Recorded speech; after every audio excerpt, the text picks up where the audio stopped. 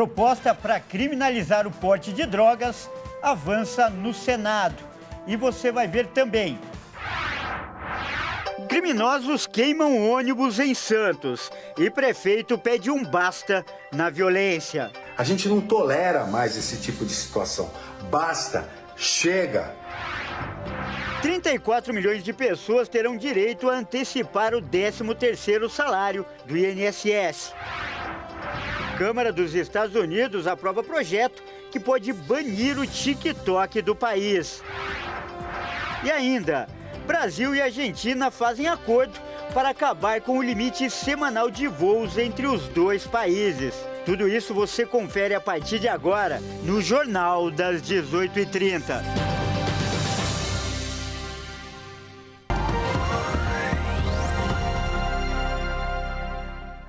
Olá, seja muito bem-vindo. Nós estamos ao vivo, agora são 18h33 pelo horário oficial de Brasília.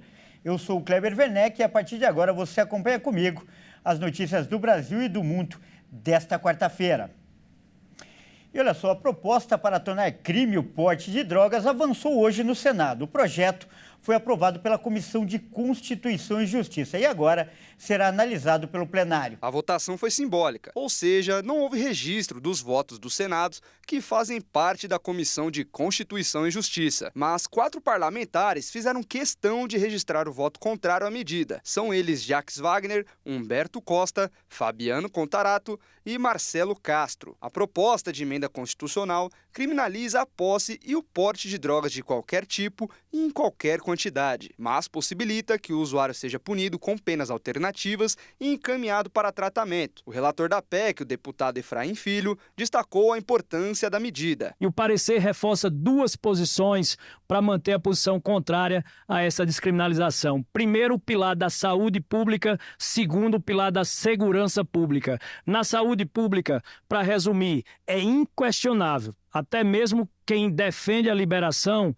sabe e é inquestionável que liberar as drogas leva a um aumento do consumo, o aumento do consumo leva à explosão da dependência química e só uma família que tem um dependente no seu seio familiar sabe o quão nocivo e desestruturante é para a família brasileira. O texto agora vai para análise do plenário do Senado e precisa de pelo menos 49 votos dos 81 senadores para ser aprovado em 2 turnos. E se passar, segue para a Câmara dos Deputados. Além do Senado, esse assunto está sendo discutido no Supremo Tribunal Federal, o STF. O julgamento começou em 2015 e foi retomado no último dia 6, mas acabou sendo adiado após o ministro Dias Toffoli pedir mais tempo para análise. A grande diferença entre as 2 discussões é que o STF quer descriminalizar o porte de pequenas quantidades, mas ainda não há maioria entre os ministros sobre o tema. Eles também precisaram definir quantos gramas seriam permitidos, mas parte dos senadores afirmaram que é o Senado que deve definir o assunto. Olha, e o nosso jornal, o Jornal das 18h30, é voltado principalmente para as famílias. E as drogas, com certeza, são uma preocupação de muitos pais e mães que nos assistem. E por isso, nós vamos falar, para tratar desse tema tão importante, nós vamos conversar hoje com 2 especialistas.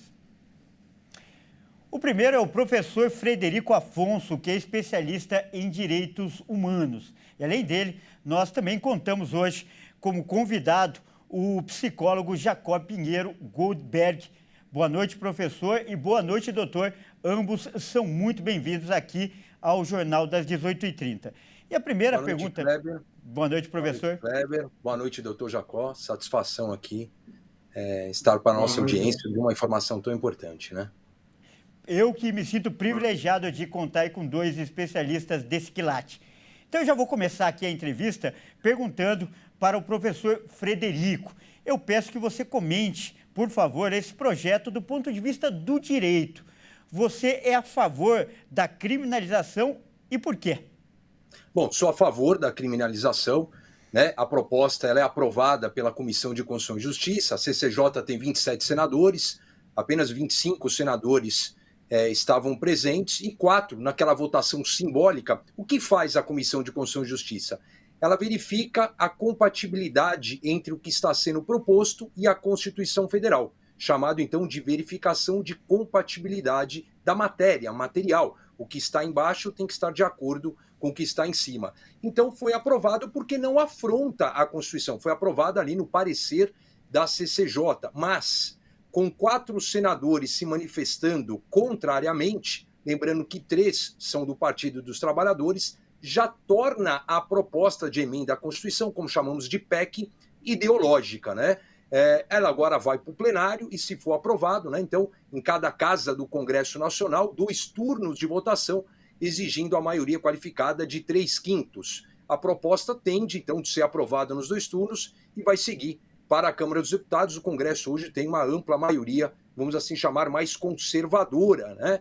Eu sou a favor da criminalização, mas também sou a favor da discussão das penas alternativas, né? Hoje, quando você analisa as sentenças do tráfico, a sentença, a gente vê que muitas vezes ela é carregada, ela é pesada, e nem sempre seria uma pena ali proporcional ao que está ali em jogo, né? Que é a liberdade de locomoção. Sou a favor da criminalização, mas tem que discutir bem como é que vai ser essa penalidade no caso concreto.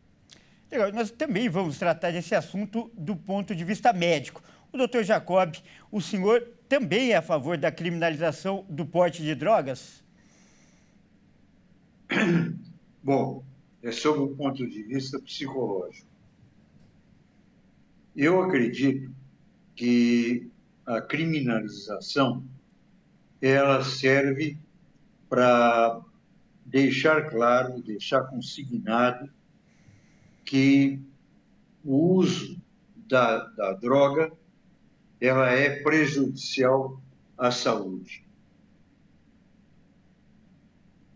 E que, por isso, esse uso deve ser proibido e restrito, e a exploração da venda desse produto se transforma, portanto, em crime. Eu posso dizer para você que eu concordo no conteúdo e na forma com a colocação desse emérito jurista que é o professor Frederico. Ele foi muito feliz, como sempre, aliás, ele é, nos pareceres de natureza jurídico-sociais. Correto. E agora... Eu creio que é necessário criminalizar a droga, porque ela prejudica, sim, a saúde.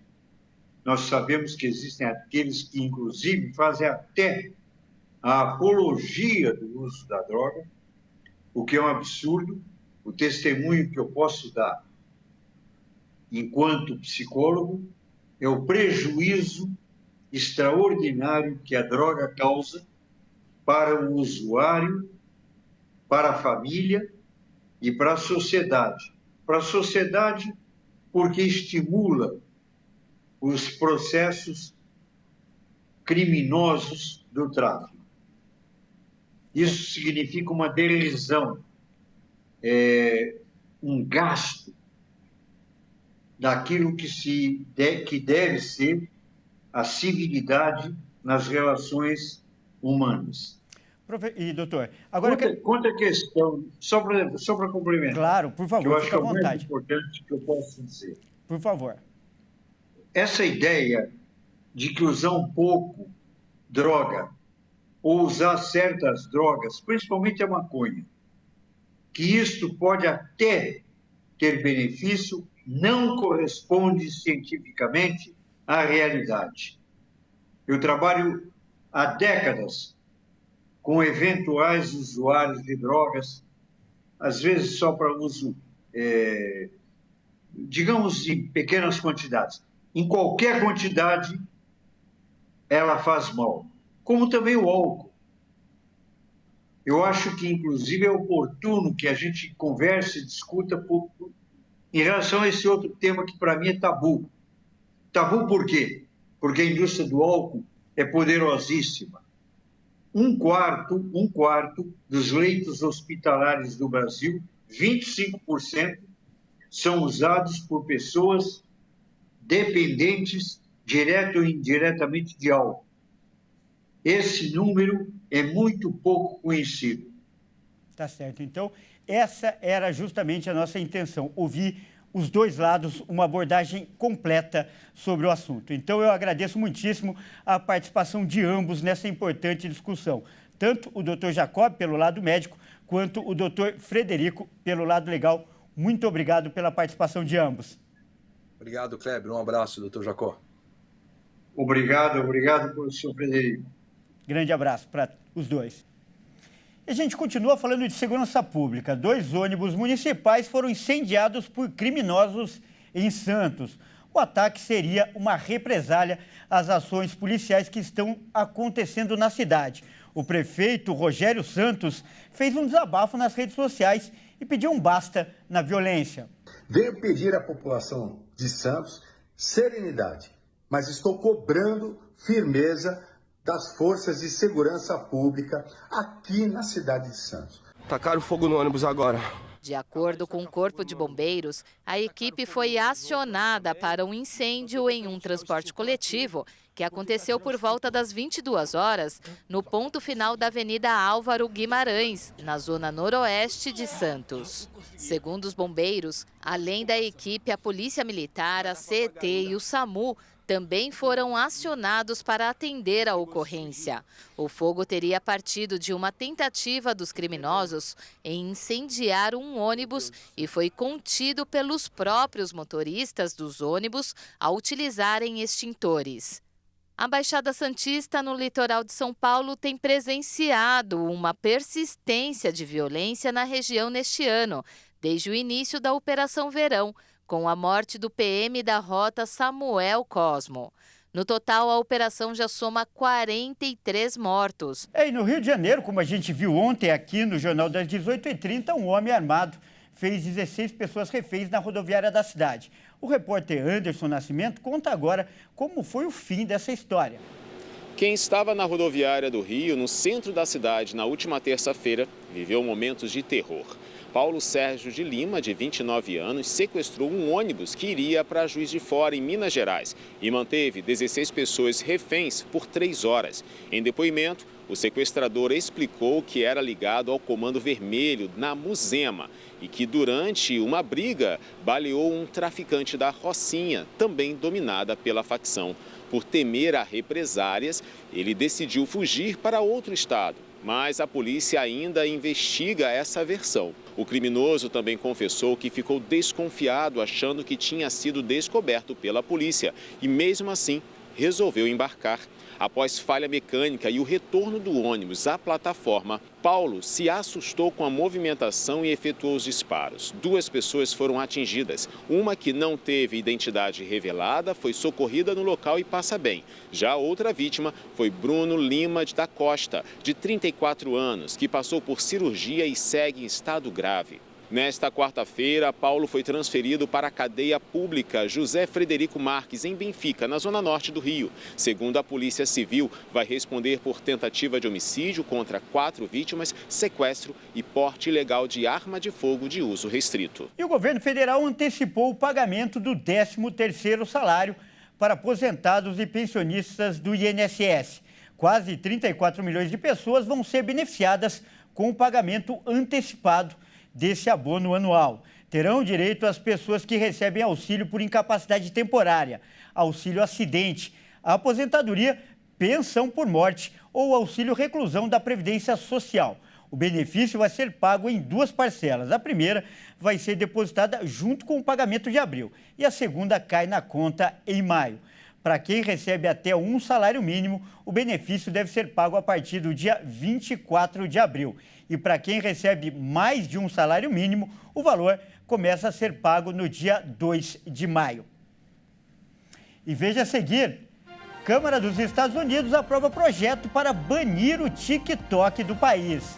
E ainda, Brasil e Argentina fazem acordo para acabar com o limite semanal de voos entre os 2 países. Nós voltamos já.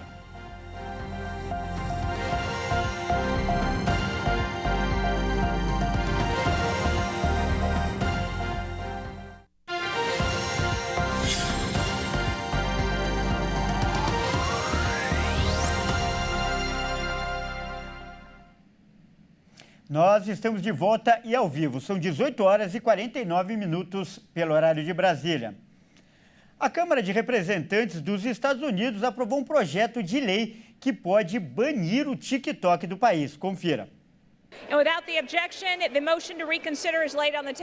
Foram 352 votos favoráveis à medida e 65 contrários, em um raro momento de unidade bipartidária em plena campanha eleitoral. A lei ainda precisa passar por uma aprovação no Senado, onde o resultado é incerto. A iniciativa do Congresso é até agora a maior ameaça enfrentada pelo aplicativo de vídeos curtos, muito popular em todo o mundo, especialmente entre os jovens. Por ter uma matriz chinesa, o TikTok é uma preocupação para os Estados Unidos, que acusam a plataforma de permitir a Pequim espionar e manipular cerca de 170 milhões de usuários. E o Brasil e a Argentina firmaram hoje um acordo de política de céus abertos. O objetivo é acabar com os limites semanais de voos. Confira. A política permite que as empresas brasileiras e argentinas determinem a quantidade de voos de passageiros os dois países vão oferecer. O acordo vai ampliar a permissão para operações de serviços cargueiros. A partir de agora, as empresas aéreas dos dois países poderão realizar o transporte de carga internacional sem a exigência de que a operação comece ou termine no país de origem da companhia aérea. Até então, havia um limite de 170 viagens semanais. A medida deve dar mais flexibilidade às empresas para planejarem as suas operações, podendo levar ao aumento da oferta dos serviços e à ampliação da concorrência nas rotas que ligam os países. Antes de negociar o acordo com Buenos Aires, a agência negociou direitos semelhantes para cargas com países como Chile, Costa Rica, Cuba e Panamá. E agora é hora de falar de esportes aqui no Jornal das 18h30. Quem traz as informações é ele, Leonardo Félix. Boa noite, Léo. E um clube saudita fez história ontem, né? Aliás, com recorde mundial de vitórias consecutivas. Conta pra gente, Léo. Kleber, boa noite pra você e pra todos que nos acompanham. Foi o Al Hilal, o time do Neymar, que ainda tá machucado, e do técnico português Jorge Jesus. Os sauditas completaram uma sequência de 28 triunfos. O feito do Al Hilal da Arábia Saudita de 28 vitórias consecutivas é um recorde no futebol masculino. A série de triunfos dos sauditas vem desde o fim de setembro. Mas uma equipe brasileira obteve uma marca ainda maior. O time feminino do Corinthians conquistou 34 vitórias seguidas a partir de março de 2019, durando até setembro daquele ano. Naquela temporada, o Corinthians conquistou o Campeonato Paulista e a Copa Libertadores. Mas é um outro time feminino quem detém a marca do Guinness, o livro dos recordes. O Lyon da França teve 41 triunfos em sequência. A equipe francesa passou mais de um ano só vencendo, entre abril de 2012 e maio de 2013. Antes das 28 vitórias do Al Hilal, o recorde masculino pertencia ao Denil Saints, do país de Gales. Mas o Denil Saints quer reconquistar o posto de mais vitorioso do mundo. Os galeses conquistaram a Liga Nacional da temporada 2023-2024 e venceu os últimos 25 jogos oficiais que disputou, desde setembro do ano passado. Aqui no Brasil, o recordista de triunfos consecutivos é o Coritiba, que no primeiro semestre de 2011 chegou a ser reconhecido pelo Guinness, com a marca de 24 vitórias seguidas. E, Léo, para quem ama futebol, quais são os principais jogos de hoje? Kleber, tem Copa do Brasil e Libertadores nessa quarta-feira. Vamos conferir, então. Aqui no país, na Copa do Brasil, na partida da segunda fase, o Nova Iguaçu enfrenta o Internacional às 8 da noite no Mané Garrincha, em Brasília. Em Bragança Paulista, às 9h30, jogam RB Bragantino e Botafogo pela terceira fase da Copa Libertadores. Na ida, no Rio de Janeiro, o Fogão venceu o Massa Bruta por 2-1 e pode até empatar para avançar de fase na Liberta. E, Kleber, se o Braga vencer por 1 gol de diferença, a disputa da vaga será nos pênaltis. A vitória por 2 ou mais gols classifica o time de Bragança Paulista. É isso aí, eu fico por aqui, boa noite a todos. É com você, Kleber. Boa noite, Léo, e mais uma vez, muito obrigado pela participação. Bom, é isso aí, o Jornal das 18h30 fica por aqui. Eu agradeço demais pela companhia e convido a continuar ligado em nossa programação. Ótima noite e até amanhã.